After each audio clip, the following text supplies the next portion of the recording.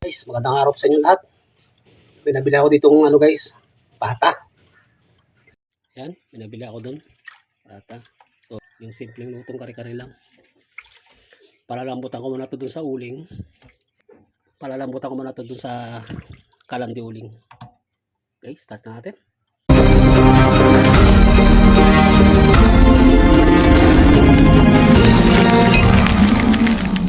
Okay guys, ito yung ating palayok. So dito natin siya palalambutan para talagang malambot na malambot. Lagyan natin siya ng paminta para may lasa na siya pag pinalambot natin.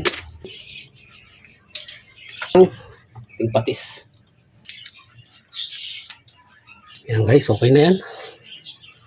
Papadingas muna tayo.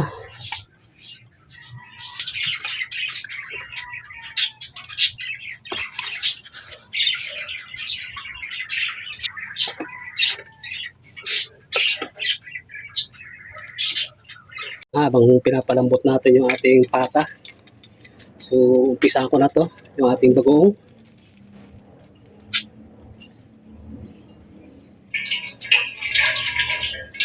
Hugasan ko lang kasi sobrang alat na to.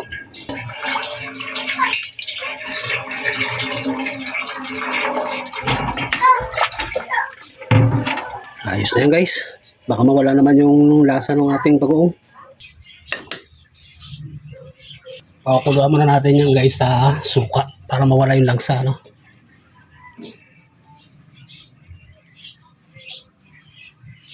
Yan. Kaya natin yan. Hinahalang natin yung apoy. Alamang to kung tawagin sa amin guys eh. Okay, iwan ko muna yan. Balik muna ako dun sa kalanti uling.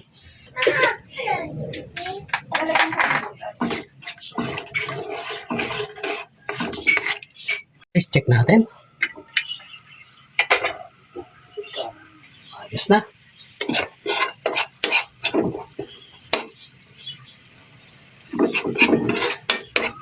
Isang sili lang nilagay ko para tama lang naman, no? Tigano manghang din. Tsaka matibay ito, yung ganitong klase. Kasi pinatuyuan mo sa suka tayo. Kare-kare naman ang lutuin natin. Guys, pa isang baso rin tayo. Guys, sa kahoy ko na siya pinalambot para mabilis at kulong-kulo na. So palamputan pa natin, ang palamputan ng gusto yan. Lalagay muna ako guys ng laurel natin. Dinagdagan ko guys ng sabaw eh. Okay na yan, lambot na yan.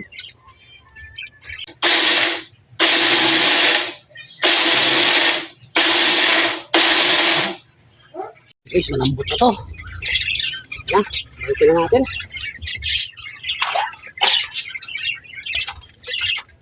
Start na natin. Tayo sa lutong kahoy.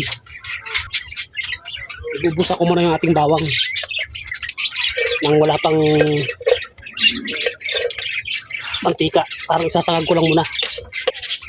Yes.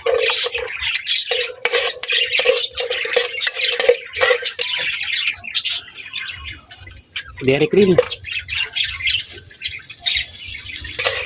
Oh, iba talaga paglutong kahoy.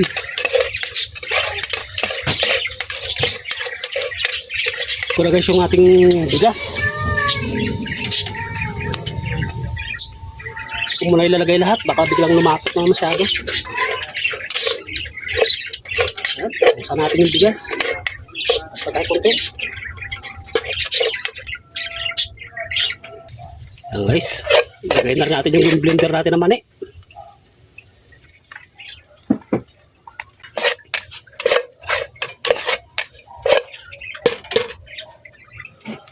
Ating paminta, ang durog.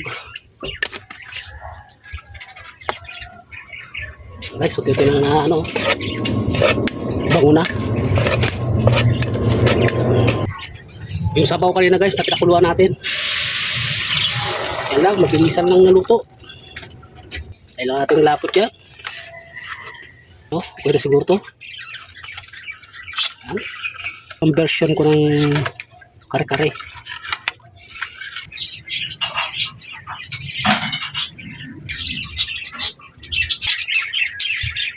Lagyan natin yung puso ng saging.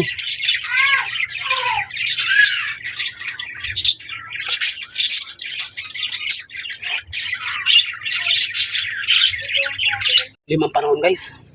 So lagay ko na rin guys yung ating sitaw.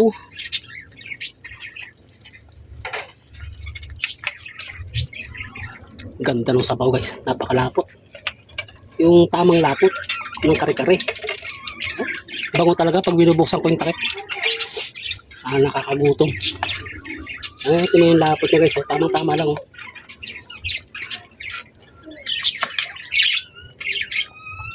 Bango. Bango ng usok niya. Mga bayabas kasi itong panggatong ko guys kaya padalaw-dalawang ano lang sanga kasi malakas masyado ang apoy.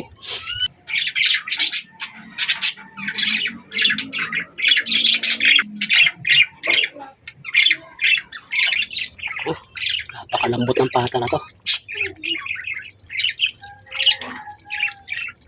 guys. Halos maghiwalay na sa buto.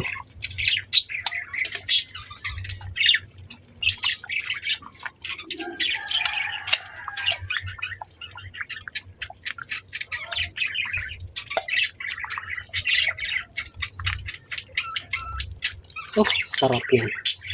Alam ko, sabaw.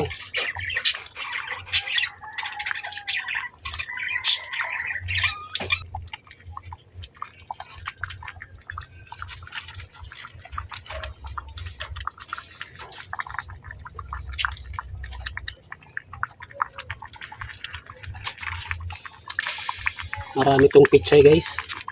Kasi hindi ka makakabili ng 20 tumpok yung bilihan dito. Okay, ito na to guys. Yan na yung ating kare-kare.